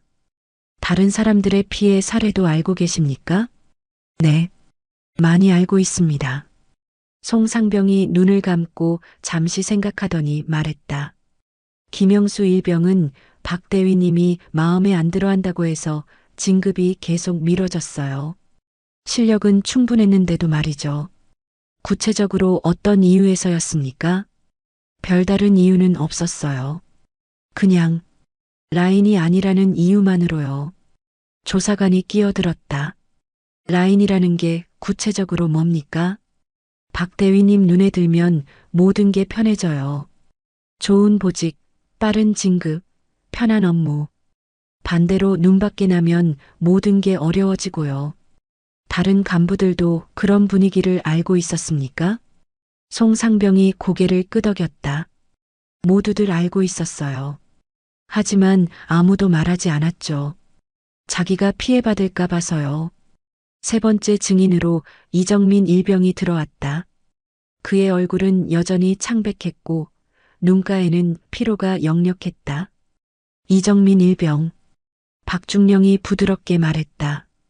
힘들겠지만 용기 내서 증언해 주십시오. 이 일병이 고개를 끄덕였다. 저는 처음에 박 대위님이 좋은 분인 줄 알았어요. 그의 목소리는 작고 떨렸다. 입대 초기에 친절하게 대해주셨거든요. 그런데 언제부터 달라졌습니까? 이등병에서 일병 진급할 때쯤이었어요. 제가 다른 일병과 친하게 지내는 걸 본 박 대위님이 불러서 내가 누구랑 친하게 지내는지 보고 있다고 하시더라고요. 이 일병의 눈에 눈물이 고였다. 그때부터 저를 감시하기 시작했어요. 누구랑 대화하는지, 어떤 행동을 하는지, 구체적으로 어떤 괴롭힘을 당했습니까? 이 일병이 흐느끼기 시작했다. 매일 뭔가 잘못했다고 야단 맞았어요. 아무것도 안 했는데도요. 박중령이 물 한 잔을 건네며 기다렸다. 계속해 주십시오. 한 번은 제가 감기에 걸려서 목소리가 잘 안 나왔는데 박 대위님이 일부러 대답을 안 한다면서 전체 병사들 앞에서 무릎 꿇고 서 있게 했어요. 얼마나 오랫동안이었습니까? 2시간. 그때 다른 병사들이 보는 앞에서 무릎 꿇고 있는 게 정말 창피하고 괴로웠어요. 조사실이 조용해졌다. 최근에 있었던 일도 말씀해 주십시오. 일주일 전에는 장비 정리를 하다가 공구를 떨어뜨렸는데 그것 때문에 온종일 혼났어요. 이 일병의 목소리가 더욱 떨렸다. 이런 애들 때문에 부대가 망한다. 특전사 자격이 없다. 계속 그런 말씀만 하시더라고요. 다른 간부들의 반응은 어땠습니까? 최중희님과 소희님들도 같이 저를 비난했어요. 마치 짜고 치는 것처럼. 이 일병이 손수건으로 눈물을 닦았다. 정말 죽고 싶었어요. 매일 부대에 오는 게 무서웠고 간부님들 얼굴 보는 게 두려웠어요. 박중령이 조심스럽게 물었다. 한지훈 일병의 상황은 어땠습니까? 지훈이 형은 저보다 더 심했어요. 이 일병이 고개를 들었다. 이등병 때부터 계속 찍혀서 정말 사소한 것까지 트집 잡고 늘 따돌리고. 구체적인 사례가 있습니까? 훈련 때마다 제일 위험한 자리에 배치하고 장비도 제일 낡은 걸 주고 그리고 항상 문제아 취급했어요. 이 일병의 증언이 끝난 후 네 번째 증인으로 김영수 일병이 들어왔다. 김영수 일병, 진급이 지연된 이유를 알고 계십니까? 김 일병이 분한 표정으로 고개를 끄덕였다. 실력 부족이 아니었어요. 동기들 중에서 제가 제일 성적이 좋았거든요. 그럼 왜 진급이 지연되었다고 생각합니까? 박 대위님 라인에 속하지 않았기 때문이에요. 김일병의 목소리에 억울함이 가득했다. 한 번은 직접 물어봤어요. 왜 진급이 안 되는지요? 그랬더니 박 대위님이 태도에 문제가 있다고 하시더라고요. 어떤 태도 문제였습니까? 구체적으로 말씀해 주시지 않았어요. 그냥 알아서 생각해 보라고만 하시고. 김일병이 주먹을 쥐었다. 정말 억울했어요. 열심히 했는데 성과도 좋았는데 라인에 안 속했다는 이유만으로. 마지막으로 조사관이 질문했다. 이런 상황이 부대 전체에 알려져 있었습니까? 김일병이 고개를 끄덕였다. 모두들 알고 있었어요. 하지만 아무도 말하지 않았죠. 왜 그랬다고 생각합니까? 무서웠으니까요. 자기가 다음 타겟이 될까 봐서요. 모든 증인 조사가 끝난 후 박중령이 최종 정리를 했다. 총 12명의 증인을 조사한 결과 박미정 대위 라인의 조직적이고 지속적인 괴롭힘이 확인되었습니다. 그는 두꺼운 파일을 정리하며 계속했다. 단순한 개인적 감정이 아니라 권력을 이용한 조직적 갑질로 판단됩니다. 처벌 수위는 어떻게 됩니까? 수사관이 물었다. 군법회의에서 최종 결정되겠지만 상당히 무거운 처벌이 예상됩니다. 박중령이 파일을 덮으며 말했다. 이번 사건을 계기로 정군에 대한 점검이 필요할 것 같습니다. 그 순간 조사실 문이 열리며 한선영 중장이 들어왔다. 수고하셨습니다. 그녀가 조사진들에게 말했다. 중장님, 박중령이 일어나 격려했다. 조사 결과는 명확한 조직적 괴롭힘이 확인되었습니다. 피해자만 해도 10여 명에 달합니다. 한선영 중장이 고개를 끄덕였다. 예상했던 결과입니다. 그녀가 창밖을 바라보며 말했다. 이제 정말 중요한 건 재발 방지입니다. 어떤 조치를 취하실 예정입니까? 한선영 중장이 돌아서서 말했다. 전 부대 간부 재교육, 신고 체계 개선, 그리고 정기적인 부대 분위기 점검을 실시하겠습니다. 피해자들에 대한 조치는 심리 상담과 함께 원하는 부대로 전속 조치할 예정입니다. 박중령이 마지막으로 물었다. 이번 사건이 다른 부대에도 경각심을 줄 것 같습니다. 한선영 중장이 고개를 끄덕였다. 그래야 합니다. 이런 일이 다시는 일어나지 않도록 말이죠. 그녀가 조사실을 나서며 마지막으로 말했다. 정의는 늦더라도 반드시 실현되어야 합니다. 조사실이 조용해졌다. 길고 긴 진실 규명의 과정이 드디어 끝났다. 이제 남은 것은 처벌과 재발 방지뿐이었다. 작은 SOS 목걸이가 불러온 변화는 한 부대를 넘어 정군으로 퍼져나가고 있었다. 침묵의 시대는 끝났다. 이제 정의의 시대가 시작되는 것이었다. 일주일 후 특전사 의무대 병실. 따스한 오후 햇살이 병실 창문을 통해 들어왔다.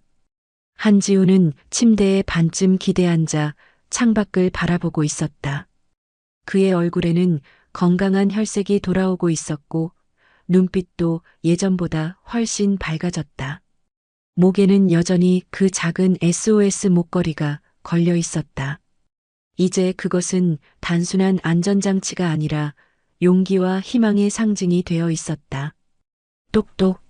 문을 두드리는 소리가 들렸다. 들어오세요. 문이 열리자 한선영 중장이 들어왔다. 평소에 엄격한 군복 대신 편안한 사복을 입고 있었다. 오늘은 사령관이 아니라 어머니로서 온 것이었다. 어떻게 지내니? 그녀가 침대 옆 의자에 앉으며 물었다. 많이 좋아졌어요, 어머니. 지훈이 일어나려 하자 한선영이 손을 들어 제지했다. 편히 있어라. 오늘은 그냥 엄마니까. 두 사람 사이에 잠시 조용한 침묵이 흘렀다. 그 침묵은 불편하지 않았다. 오히려 따뜻하고 평안했다. 지훈아.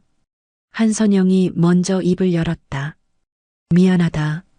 무엇을요? 내가 힘들어하는 걸 몰랐다. 아니, 알았어도 개입할 수 없다고 생각했어. 지훈이 고개를 저었다.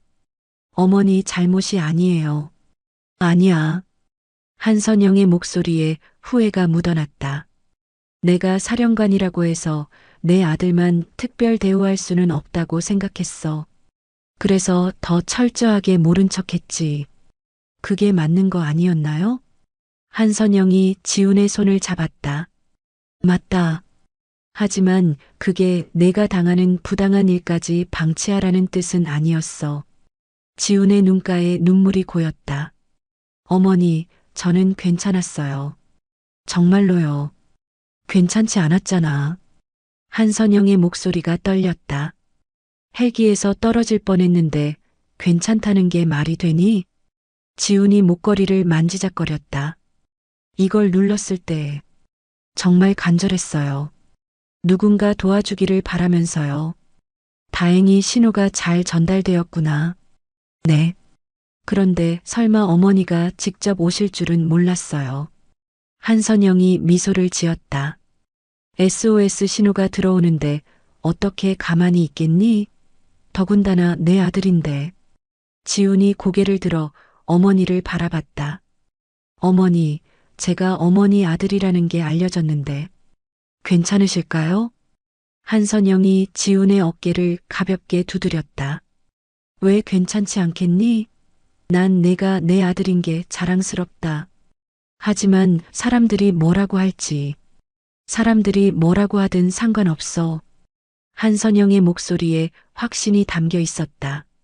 내가 옳은 일을 했다고 생각하거든.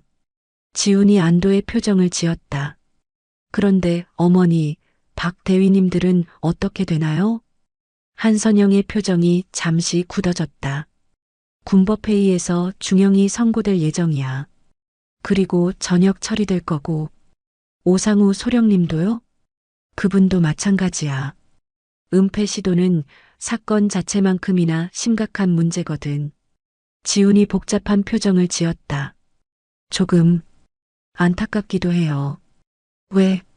그분들도 나름대로는 군인이었을 텐데. 한선영이 지훈을 바라봤다. 그의 선량함에 마음이 아팠다. 지훈아, 그들은 군인이기 전에 사람으로서 해서는 안 될 일을 했어. 네, 알고 있어요. 그리고 이런 일이 다시 일어나지 않으려면 확실한 처벌이 필요해. 지훈이 고개를 끄덕였다. 다른 피해를 당한 분들은 어떻게 되었어요? 한선영의 얼굴이 밝아졌다. 모두들 상당히 회복되었어. 특히 증언을 하고 나서 많이 좋아졌다고 해. 정말요? 그래. 정우성 상병은 다른 부대로 전속을 원해서 조치해줬고, 이정민 일병은 심리 상담을 받으면서 많이 안정되었어. 다행이에요. 송기찬 상병과 김영수 일병도 진급 문제가 해결되었고, 지훈이 안도의 표정을 지었다. 그분들이 용기 내서 증언해 주신 덕분에 진실이 밝혀진 거죠. 맞아. 너도 그들에게 고마워해야 해. 바로 그때 병실 문이 다시 열렸다.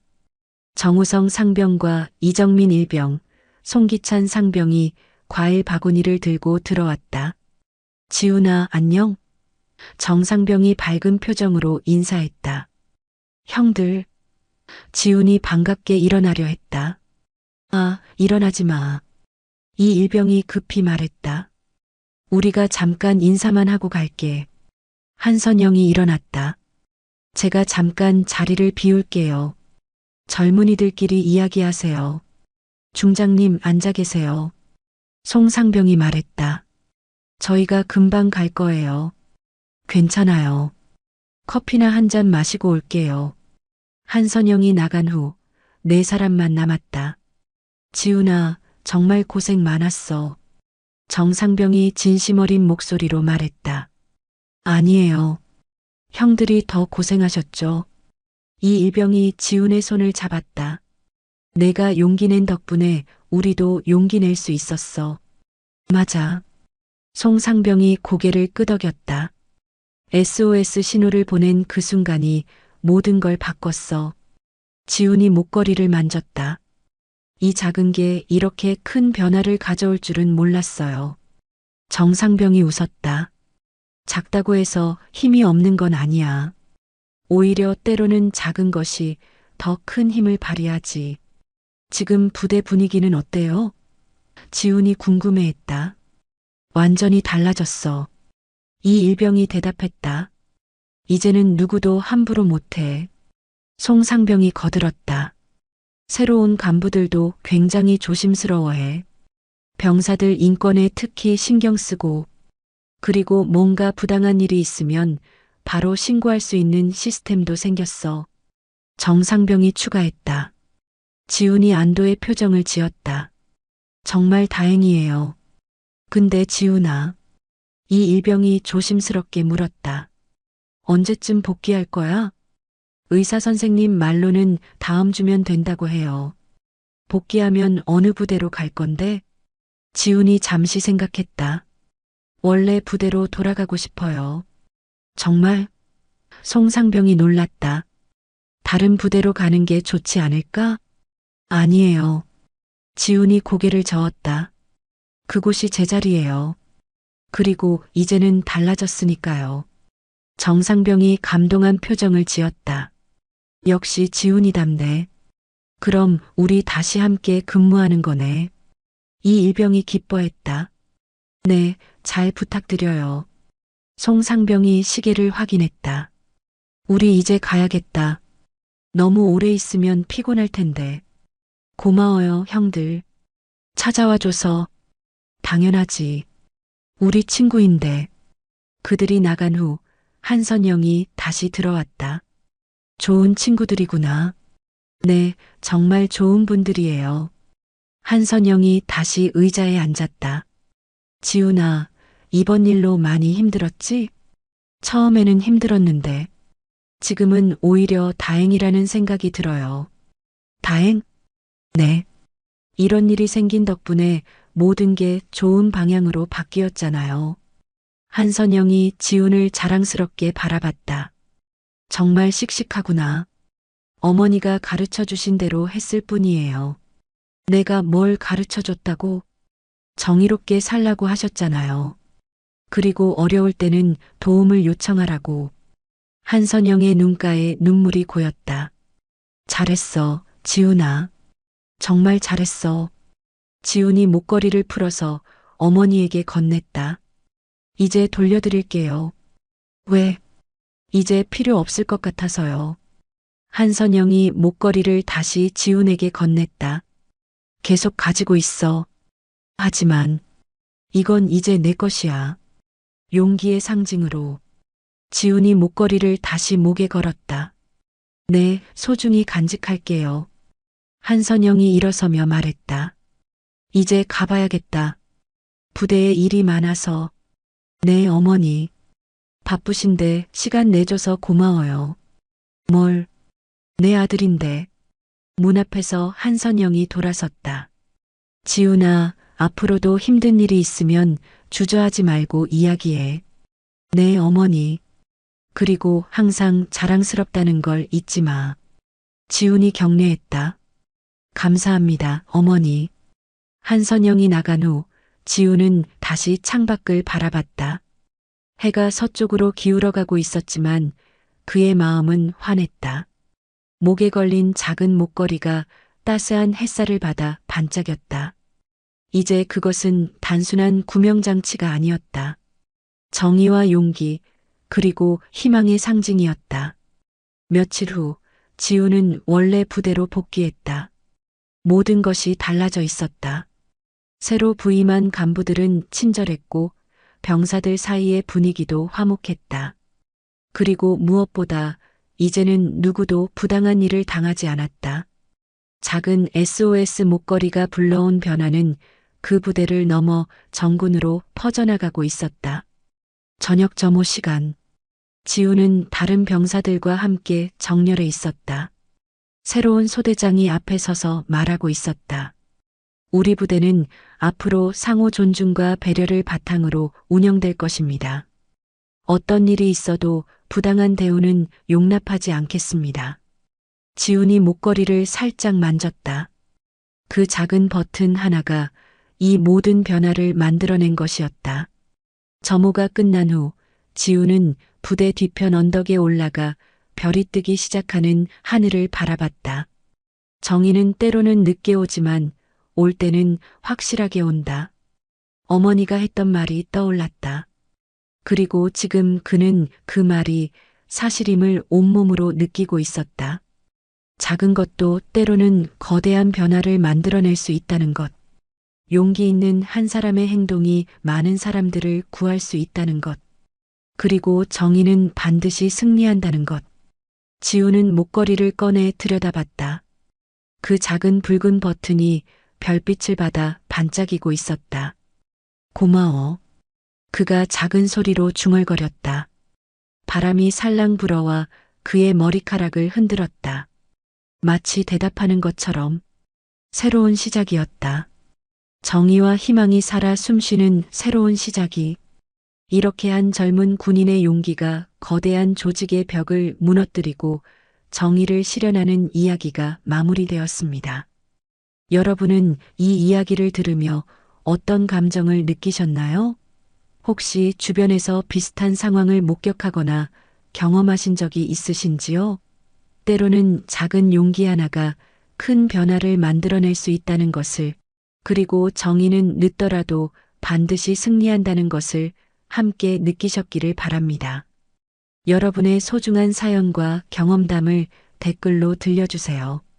언제나 여러분의 이야기를 기다리고 있습니다.